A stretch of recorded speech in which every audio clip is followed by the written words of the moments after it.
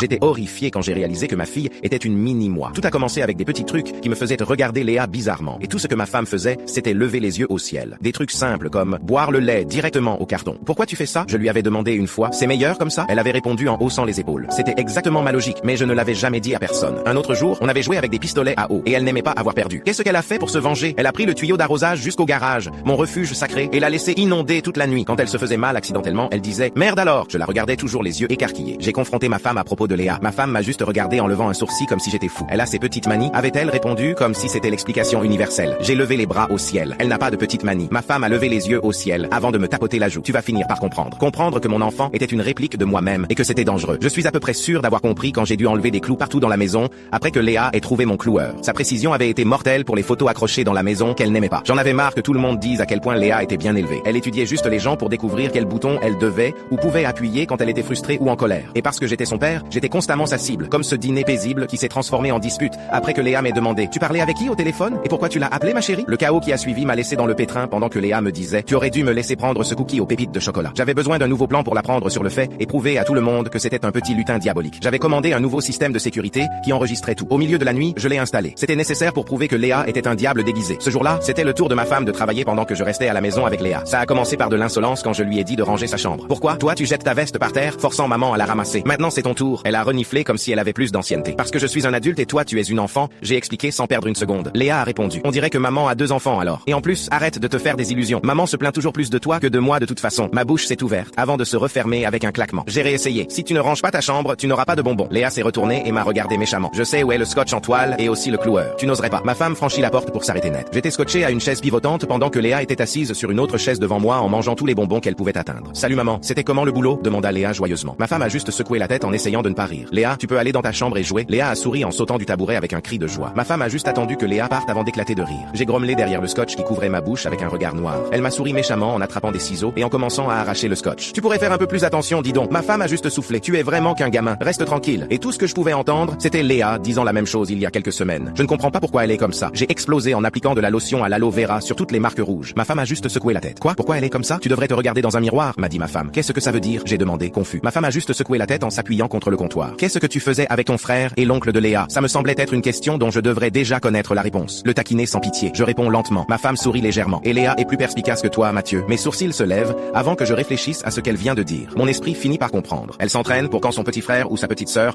arrivera dans ce monde dans environ 7 mois. Il s'avère que Léa était exactement comme moi quand je devenais curieux. Elle avait trouvé le test de grossesse positif de ma femme. Après ça, elle avait jugé nécessaire de s'entraîner à taquiner et d'exercer ses droits de grande sœur supérieure sur moi. Je ne pouvais pas m'empêcher d'être terrifié à quel point Léa me ressemblait.